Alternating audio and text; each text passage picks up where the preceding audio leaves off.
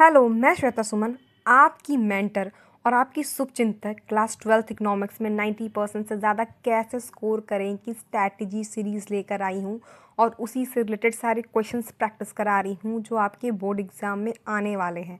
तो चलिए इस वीडियो की शुरुआत एक मोटिवेशनल कोट से करते हैं। मैंने सोशल मीडिया में एक कोट पढ़ा था, मेहनत इतनी खामोशी से करो कि सफलता शोर मचा दे। मतलब चुपचाप सच्ची लगन के साथ आप ऐसी मेहनत करो ताकि आपके मार्क्स पूरी दुनिया में शोर मचा दे। National income calculation in 4 hits पे ही डिपेंड करता है। पहला है ग्रॉस और नेट, दूसरा है domestic income and national income, तीसरा है factor cost and market price और चौथा है प्रोडक्ट जो हमेशा कांस्टेंट रहता है। ये सारा खेल डोमेस्टिक इनकम और नेशनल इनकम का है। जो इसके चैप्टर का नाम है ना national income and it's aggregate, तो ये कैसे बनते हैं एग्रीगेट मैं आपको समझाती हूँ। हम लोग अभी डोमेस्टिक के पॉइंट ऑफ व्यू से देखते हैं। यहाँ पे डोमेस्टिक ले रहे हैं, प्रोडक्ट जो कांस्टेंट है, एक बार मार्केट प्राइस और एक बार फैक्टर कॉस्ट को कैसे ग्रॉस के और नेट के साथ मैनेज करते हैं वो देखिए। जैसे ग्रॉस के अंदर देखिए, पहला है GDP at FC. GDP G gross का जी लिया है, डी यहाँ पे डोमेस्टिक है तो वो चल रहा है, प्रोडक्ट हमेशा कांस्टेंट है, तो एफसी जो फैक्टर कॉस्ट है जो फैक्टर कॉस्ट को लिया है। अब हम लोग एमपी में बनाएंगे तो जीडीपी तो कॉमन है, अब एक बार मार्केट प्राइस हो गया, ठीक है, ये दूसरा हो गया। तीसरा देखिए एनडीपी एट एफसी। अब क्या हम लोग नेट के ऊपर बात कर रहे हैं तो यहाँ पे नेट के बात है। अब यहाँ पे भी एफसी और एमपी में ही काम होगा, तो एक बार एनडीपी एफसी हो रहा है, एक बार एफडी एनडीपी एट एमपी होता है। अगर जो तीसरा नंबर है ना net domestic product at factor cost, इसको हमेशा डोमेस्टिक इनकम कंसीडर कहते हैं। कई बार डोमेस्टिक इनकम गिवन नहीं होता है, वहाँ पे एनडीपी एट एफसी गिवन होता है, तो आप समझो ये इक्विवेलेंट है डोमेस्टिक इनकम के। अब नेशनल पे चलते हैं, ग्रॉस और नेट। दो एग्रीगेट इसमें है, ग्रॉस के अंडर है, दो इसमें है नेट के अंदर है। टोटल नेशनल में भी 4 है, डोमेस्टिक में भी 4 है। तो शुरू करते हैं ग्रॉस के साथ। तो ग्रॉस है, ग्रॉस का जी ले रहे हैं, नेशनल है तो एन ले रहे हैं, प्रोडक्ट कांस्टेंट है, एक बार एफसी ले रहे हैं। अब दूसरा देखिए जीएनपी, ग्रॉस ले रहे हैं, नेट ले रहे हैं, पी ले रहे हैं, फिर एक और मार्केट प्राइस से ले रहे हैं। फिर 7th में नंबर देखिए जो नेट के पॉइंट ऑफ व्यू से है, एन नेट का एन ले रहे हैं, नेशनल का एन ले रहे हैं, पी कांस्टेंट है, एक बार एफसी ले रहे हैं, और सेम ऐसे ही एनएनपी ले रहे हैं, एक बार एमपी ले रहे हैं। अब यहाँ पे 7th पॉइंट को देखिए, net national product at factor cost को यहाँ पे नेशनल इनकम कहते हैं। अगर आपको डायरेक्ट नेशनल इनकम नहीं दिया रहा है तो एनएनपी एट एफसी समझिए वो नेशनल इनकम है। अब ग्रॉस वैल्यू को समझते हैं। ग्रॉस वैल्यू है क्या? ग्रॉस वैल्यू कैलकुलेशन के पॉइंट ऑफ व्यू से ग्रॉस वैल्यू में डेप्रिसिएशन इंक्लूड रहता है, जबकि नेट वैल्यू से डेप्रिसिएशन को हटा दिया जाता है। तो ग्रॉस में ऐड रहता है डेप्रिसिएशन और नेट वैल्यू में डेप्रिसिएशन हटा दिया जाता है। तो जल्दी से इस चैनल को लाइक और सब्सक्राइब कर ले। अब बात करेंगे डोमेस्टिक और नेशनल के बारे में। डोमेस्टिक इनकम क्या है? जो कंट्री के बॉर्डर के अंदर जो अर्निंग होती है उसको डोमेस्टिक कहते हैं। और नेशनल इनकम ये है कि अंदर तो जो अर्निंग हो रही है प्लस हमारे देश के लोग जो बाहर जाके अर्न करते हैं उसको भी इंक्लूड करते हैं, ठीक है। अब समझते हैं नेशनल इनकम इक्वल टू क्या होता है, डोमेस्टिक प्लस एनएफआईए। और इस सिचुएशन को पॉजिटिव समझा जाता है। इफ एनएफआईए इज नेगेटिव तब क्या होता है, national income equal to domestic minus NFIA.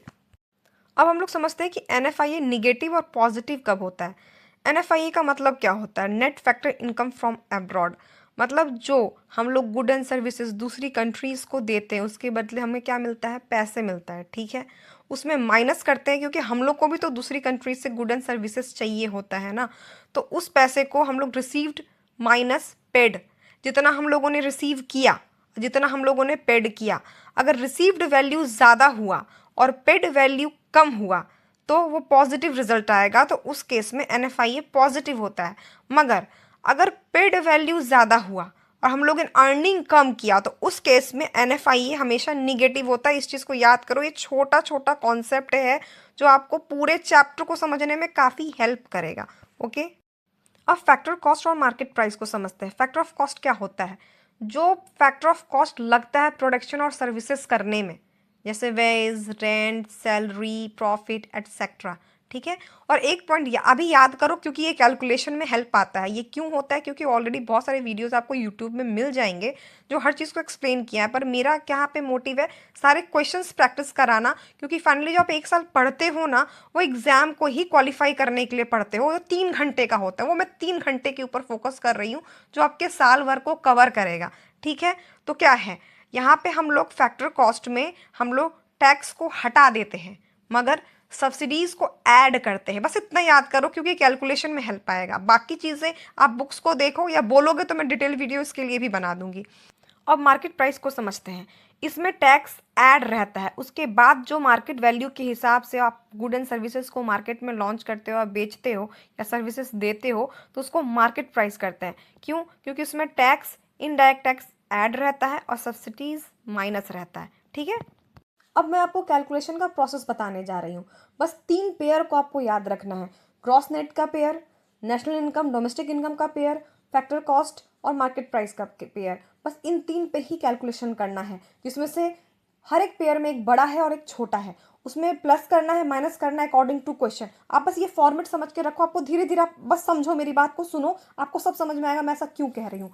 जैसे यहाँ पे ग्रॉस नेट में ग्रॉस को बड़ा समझा जाता है, नेट को छोटा समझा जाता है। मैं समझाने के पॉइंट ऑफ व्यू से कह रही हूँ, एग्जाम में लिख के नहीं आना, आपके दिमाग में रखना ताकि कैलकुलेशन में ये हेल्प आएगा। कैसे मैं बता रही हूँ, जैसे ग्रॉस ग्रॉस बड़ा होता है क्योंकि उसमें डेप्रिसिएशन इंक्लूड रहता है, मगर नेट छोटा होता है क्योंकि उससे डेप्रिसिएशन माइनस रहता है। तो अगर हमको ग्रॉस वैल्यू से नेट वैल्यू पे जाना होगा तो उसमें हम लोग माइनस करेंगे। ठीक है, मगर वही सेम अगर हमको नेट वैल्यू से ग्रॉस वैल्यू जाना, मतलब नेट वैल्यू छोटा है और ग्रॉस वैल्यू बड़ा है, तो नेट को ग्रॉस बनाना मतलब नेट को बड़ा बनाना है। ठीक है, तो उसमें हम लोग ऐड करेंगे डेप्रिसिएशन। ठीक है, बस इतना याद रखो।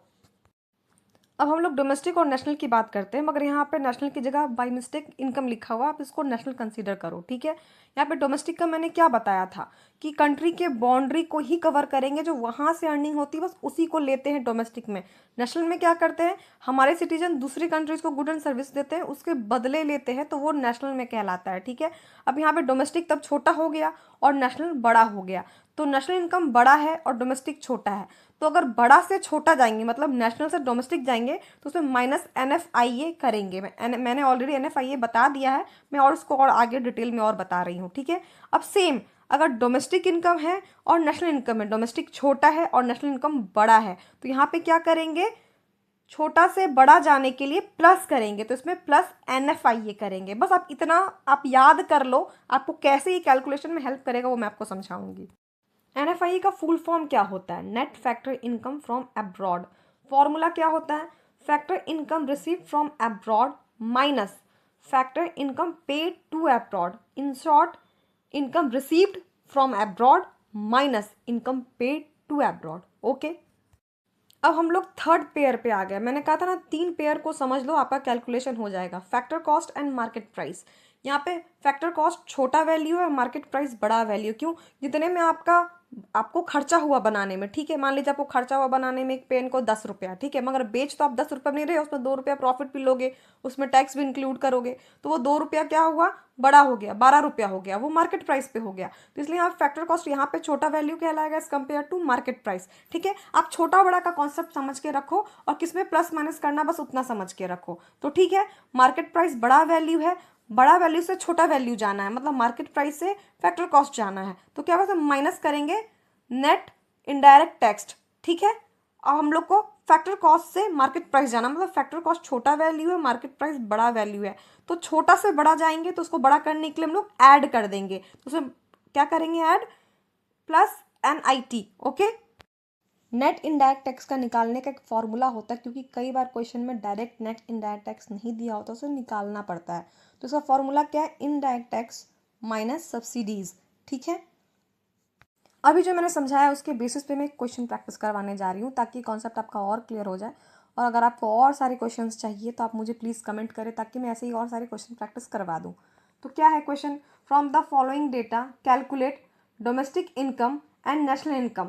डोमेस्टिक इनकम को मैंने ऑलरेडी कहा था ना, net domestic product at factor cost कहते हैं, और नेशनल इनकम को कहते हैं net national product at factor cost कहते हैं। ठीक है, तो इसको निकालना है। तो क्या क्या दिया हुआ है, GDP एट मार्केट प्राइस दिया हुआ है 50,000, डेप्रिसिएशन 5,000 दिया हुआ है, इनडायरेक्ट टैक्स 2,000 दिया हुआ है, सब्सिडीज 600 दिया हुआ है, नेट NFIA रिसीव्ड 6,000 दिया हुआ है, NFIA पेड 1,000 दिया हुआ है। ठीक है, ये अपना क्वेश्चन है, अब इसको हम लोग सॉल्व करते हैं। इनकम और डोमेस्टिक इनकम कैलकुलेट करना है, तो सबसे पहले हम लोग डोमेस्टिक इनकम कैलकुलेट कर रहे हैं। तो पहला क्या है, NDP एट FC, इसी को डोमेस्टिक इनकम कहते हैं। तो क्या क्या गिवन है, इक्वल टू क्या होगा, GDP एट MP जो इसके करीब है, ये गिवन है। ठीक है, अब हम लोग को GDP एट MP को equal to NDP at FC निकालना है। तो हम लोग कहा था ना, मैंने पहले ही समझा रखा है, छोटा से बड़ा, बड़ा से छोटा, बस यही प्लस माइनस करना है और आपका आंसर निकल जाएगा। तो देखिए यहाँ पे क्या है, जी गिवन है और हम लोग को एन पे पहुंचना है, मतलब बड़ा से छोटा जाना है। तो क्या करेंगे, माइनस करते हैं। तो ग्रॉस और नेट में क्या करते हैं हम लोग, डेप्रिसिएशन को माइनस करते हैं। तो इसलिए अपना डेप्रिसिएशन गिवन है, तो यहाँ पे हम लोग माइनस डेप्रिसिएशन करेंगे। ठीक है, तो डेप्रिसिएशन 5000 गिवन है, तो हम लोग क्या करेंगे, 5000 माइनस करेंगे। फिर क्या है, डी और डी कॉमन है, पी और पी कॉमन है। ठीक है, अब क्या करना है, हमें एमपी से एफसी पे जाना है। तो एमपी बड़ा साइज है, एफसी छोटा साइज है। ठीक है, तो एमपी से एफसी जाएंगे, छोटा बनाना है तो माइनस करेंगे। तो माइनस उसमें क्या करते हैं, नेट इनडायरेक्ट टैक्स करते हैं। अगर नेट इनडायरेक्ट टैक्स अगर गिवन नहीं है तो निकालना पड़ता है। क्यों, फॉर्मूला मैंने ऑलरेडी बता रखा है कि एनआईटी में हम लोग इनडायरेक्ट टैक्स माइनस सब्सिडी करते हैं, तो हमारा एनआईटी निकल जाता है। तो मैंने निकाला है यहाँ पे, देखिए NIT equal to indirect tax minus subsidy 2000 से माइनस 600 करेंगे तो 1400 आएगा। तो हम लोग क्या, वो माइनस करेंगे तो क्या आएगा, आप कैलकुलेट करोगे तो 50,000 दिया हुआ है जीडीपी एट एमपी, उसमें माइनस डेप्रिसिएशन 5000 करेंगे और माइनस 1400 नेट इनडायरेक्ट टैक्स करेंगे। तो क्या वैल्यू आ जाएगा अपना, 43,600, जिसको हम लोग डोमेस्टिक इनकम या एनडीपी एट एफसी कहते हैं। अब नेक्स्ट कैलकुलेशन क्या है कि नेशनल इनकम कैलकुलेट करना है 2। अब यहाँ पे क्या है, एनएनपी एट एफसी को नेशनल इनकम कहते हैं। तो क्या गिवन है, जीडीपी एट एमपी गिवन है। तो अब हम लोग जी से फिर एन पे जाना है। ठीक है, तो जी से एन पे जाना है, जी बड़ा है एन छोटा है, तो फिर माइनस करेंगे। क्या इसमें होता है, डेप्रिसिएशन माइनस होता है, तो माइनस डेप्रिसिएशन करेंगे। फिर अब क्या है, यहाँ पे डोमेस्टिक गिवन है, यहाँ पे नेशनल गिवन है, मतलब डी से एन पे जाना है। डोमेस्टिक छोटा वैल्यू है और नेशनल इनकम बड़ा वैल्यू है, तो मतलब इसमें हम लोग प्लस करेंगे एनएफआई है। मगर एनएफआई अगर डायरेक्ट गिवन नहीं है, net factor income from abroad given नहीं है, तो उसको कैलकुलेट करके निकालेंगे। तो इसका क्या फॉर्मूला है, जो हमें फॉरेन से पैसे मिले, रिसीव्ड हुए हैं, माइनस जो हमने पेड किए हैं, जो मैंने आपको बता रखा है, वो माइनस का डिफरेंस ही अपना एनएफआईए होता है। रिसीव्ड है 6000 गिवन है क्वेश्चन में, और माइनस 1000 जो गिवन है क्वेश्चन में, तो 5000 एनएफआईए हुआ, तो वो हमारा प्लस हो जाएगा। फिर क्या है, एमपी से एफसी पे जाना है, यही सेम है कि बड़ा से छोटे पे जाना है। तो हमने ऑलरेडी एनआईटी निकाल रखा है 1400, वो भी माइनस कर देंगे। तो क्या कैलकुलेट करेंगे, 50,000 माइनस 5000 प्लस 5000 माइनस 1400। तो क्या है, 5000 कैंसिल हो जाएगा। तो 50,000 माइनस 1400 करेंगे तो 48,600 होगा, equal to NNP at FC होगा। ओके।